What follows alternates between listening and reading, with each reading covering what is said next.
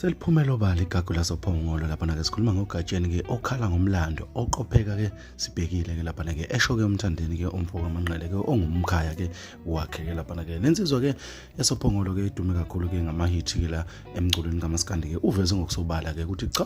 umthandeni ke impela ke lesitayela ke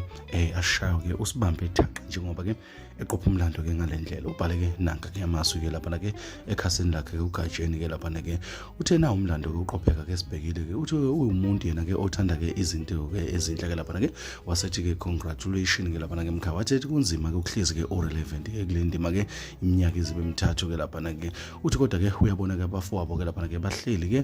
iminyaka ibheke 10 ke lapho kube nje be relevant ke emculweni kaMaskandi uthi ke standard ke futhi ke sesimanje ke abahamba ke ngazo ke lapha ke uthi ke kusasa loMaskandi ke liqhakaze kakhulu ke lapha ke uthi example ke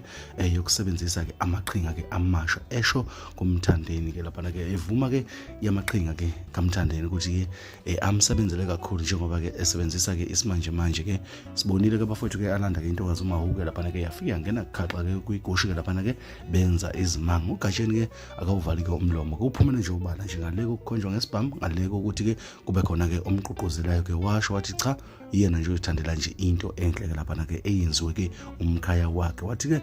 umthandeni kuhle kodwa mfowethu ukwenzile nomunye bake bakusha abanye bakuvuma nabanye kanti futhi bakhona ke abangakavumi kodwa uphongolo solivumile bafowethu ugatsheni esikhuluma ngayo yilezo enguphathela zona la kwisiqiniseko esimide ke hlala khona la ekhaya khona kuyesiza nakho.